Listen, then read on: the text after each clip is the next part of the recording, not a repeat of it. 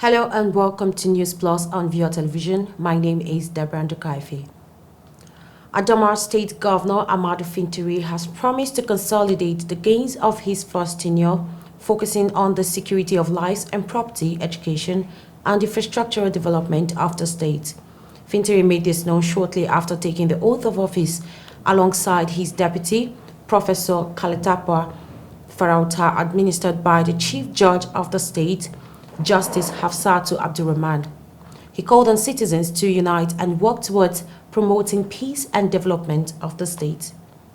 I must acknowledge at this time that the election has come and gone, and the people have made their choices known on whom they trust to govern them. The time then has come for the healing of our land. We must submit to the culture and norm of peaceful coexistence that Adamawa State is known for. It is indeed a collective enterprise.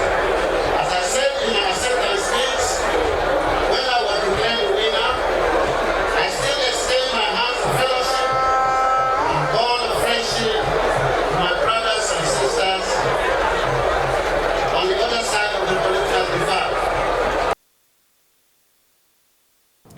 Governor Umar Zulum has said all IDP camps in 27 local government of Borno State will be shut down in his second term in office. He stated this during his swearing-in at Ramat Square in Maiduguri, and he said the state has resettled 1 million IDPs back to their communities and will execute infrastructural projects, construct schools, hospitals, as well recruit health workers and teachers. He further added he will focus on agriculture, electricity, support security in ending insurgency, and also ensure to make Borno an oil state producing. And completely eliminate all forms of insurgency in the state. Open all rural roads, and inshallah will resume night travels in Borno State. Provisions and access to health services to every citizen is paramount. To that effect, we will recruit additional 1,500 health workers for no secured peace that enable us to execute over 700 capital projects sited across our 3 senatorial zones in the north, south, and central. Ordinarily, I ought to skip enumerating the projects we executed, but I also need to account to you and justify your decision in re-electing us for a second term. Still on the inauguration, elsewhere in Kaduna State, Uba Sani has been sworn in as the new governor of the state alongside his deputy Hadiza Balarabe. The newly sworn-in governor in his address assures an inclusive government upon resumption of office. While reiterating his mandate, Governor Uba Sani promised to queue in with legacy of his predecessor, Ahmed El-Rufai, for the continuity of good governance. We are all citizens of Borno State with equal rights, privileges, and responsibilities. My government will be the government of all. Whether you voted for me or not, I have responsibility towards you. I will be fair to all. I therefore want you all to join me so that together we can take our dear state to a higher level. The newly elected governor also advocates the making of state policing a reality as security remains a priority. Governors are members of the National and State Assembly to make state police a reality. I was in the forefront of advocacy for state police in the 9th Senate. I strongly believe that state police is the financial of our perennial security challenges. Security is basically a local affair, and it demands a local approach. Meanwhile, the outgoing Governor El-Rufai, while giving his parting message, advised his successor to choose wisely his cabinet members in order to succeed during his tenure. My brother and friend, I commiserate with you.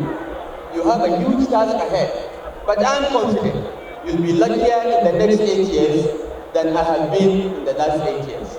Remember, you cannot do this job alone. Your team, if competent and capable, will focus on delivering results and nothing else. If you're unlucky enough to choose people you like, that have no capacity, they will resort to blaming every other person for failures than the real culprit, which is them. Be careful to watch out for this. As Nigerians set to witness another crop of leaders and policymakers, the primary objective and focus is the promotion of good governance.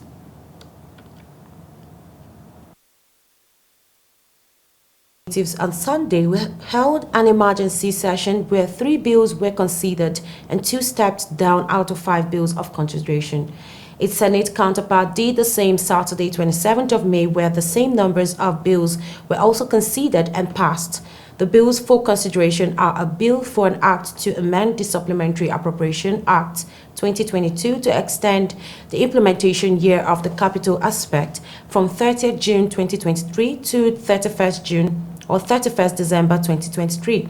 A bill for an act to amend the Central Bank of Nigeria Act 2007 and for related matters, sponsored by Victor Nwokolo, and a bill for an act to repeal the Produce Enforcement of Export Standard Act, CAP P32 laws of the Federation of Nigeria 2004, and enact the Federal Produce Inspection Service Enforcement of the Export Standards Establishment Bill 2023. 2 bills were, however, not considered but were moved to Tuesday's plenary for consideration by the House.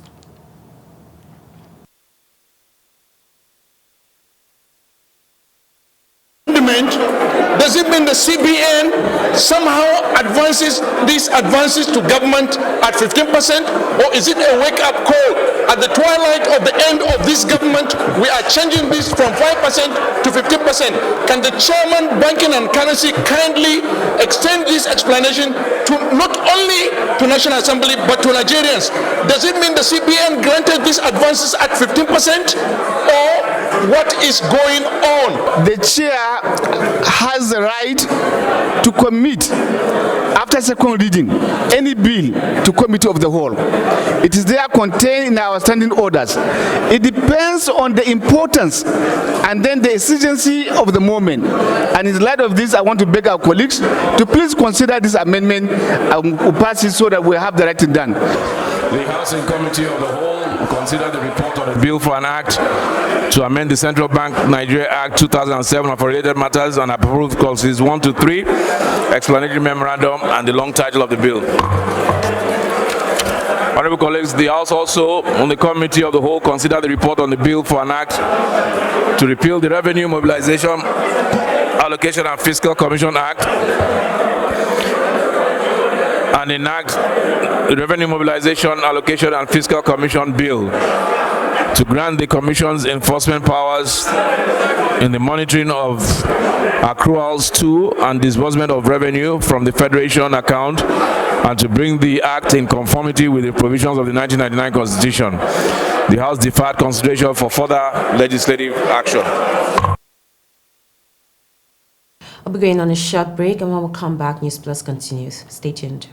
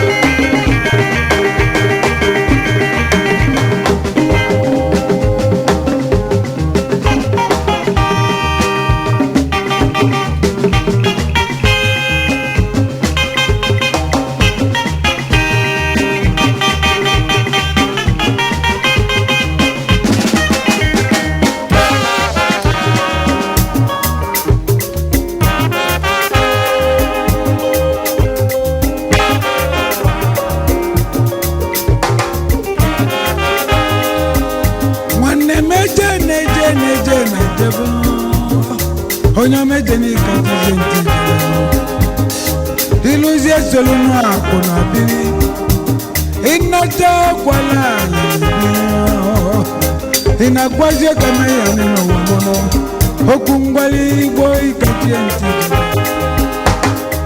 iluzie buloa onye omebezi na nigo ogungbali boy gajize ntijebo iluzi awolo na ya nwanne mebe nebe onye omebezi na nigo ọgazi amaka weji na agọmọ ọgazi amaka weji osili onye ọma nkenke ni itule ekeke na lọjika ìṣẹ̀dọ̀rọ̀ ajé àṣàkátà nàmú ṣàdébẹ̀nù ajé àṣàdébẹ̀ ìdílé ọ̀ṣàdébẹ̀ nàyàmú ìlú obi àmúṣe n'oṣù níwọ̀n ọ̀ṣàdébẹ̀nù nnamọ̀ náà nwanne m ebe n'ebe Before you came round, my heart would never be lost. The story of a charmer and his crush. Before you came round, I was ready to slow down. Before you came round, I was heading for a small disaster. Before you came round, I was ready to blow me down.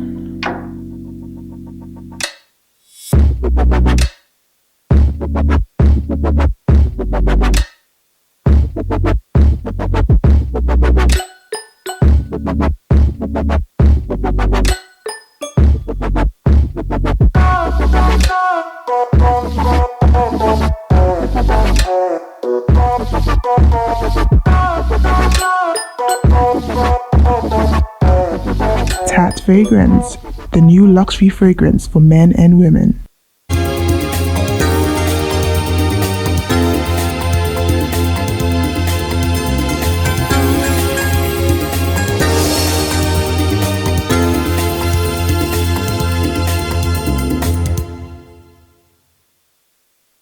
Now, Kwara State Governor Abdurrahman Abdulrazak has taken the oath for his second term of office and vowed to remain a responsible and responsive leader for the people of the state. The inauguration lasted just 45 minutes, kicking off at exactly 8:10 a.m. Following the arrival of the governor at 8 a.m., both the governor and his deputy governor, Kayode Alabi, were accompanied by their spouses as well as members of their families and friends. Chief Judge of Kwara State Justice Abiodun Adebara administered the oath first to the deputy governor and then to the governor. Speaking shortly after he took the oath of office, Abdulrazak, who set out his priorities, said the second tenure would see him building on the gains of the last 4 years, all of which he credited to the support of the people of the state. The Civil Defense, Correctional, Fire and Immigration Services Board have approved over 17,000 senior officers' 2022 promotional results. For the Nigerian Correctional Service, 8,365 officers were promoted. In the Nigeria Immigration Service, 3,472 officers were promoted, 327 officers in the Federal Fire Service and 5,167 officers in the Nigerian Security and Civil Defense Corps were also promoted. In a statement by the board secretary, Jafaru Ahmed quoted the chairman of the board, Rauf Arigbesola, to have disclosed this after the board's meeting held in Abuja. Arigbesola congratulated the elevated officers, adding that their promotion was a call to the service, to the Ministry of Interior, the board, and their respective services. He also urged them to work harder towards achieving mandates, visions of their respective services, and ensuring the internal security of the country.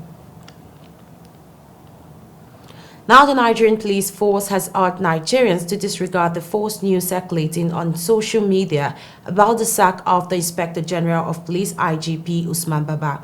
Police spokesperson CSP Olumiyiwa Adejobi in a statement said Akali remains the IGP and will carry out his responsibilities as such.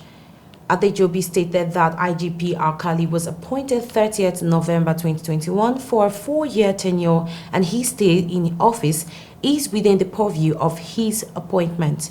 According to him, it is imperative to note that the Federal High Court sitting in Abuja on Tuesday, February 21st, 2023, dismissed a suit that sought to compel the IGP to vacate his office on March 1st, 2023. The police spokesman further said that it is relevant to state that maintaining the 4-year period for individuals appointed as IGP is being institutionalized by the provisions of the law, not on personal grounds to favor an individual, but for the general betterment of the Nigerian police force. And the Labour Party presidential candidate during the last presidential election, Peter Obi, has urged Nigerian judiciary to utilize the election cases before it reaffirm its integrity. Obi, a former Anambra State governor, also urged Nigerians to face the current reality and seek ways to change the bad narratives through legal and acceptable means. The former governor made the call on Monday morning, hours to the inauguration of the president-elect Bola Tinubu. In a series of tweets on his verified Twitter handle, Obi explained that it had become imperative for Nigerians and his supporters to review their missed opportunities and disappointments. He also added it was important for the Nigerian judiciary to improve its independence to Nigerians. Raymond Dokwesi, chairman of DAR Communications, has reportedly died. According to reports, Dokwesi, who was a chieftain of the People's Democratic Party, PDP, died at the age of 71 in Abuja. It was revealed that he died in Abuja Hospital after he suffered a stroke. This reportedly happened after the recent Ramadan fast.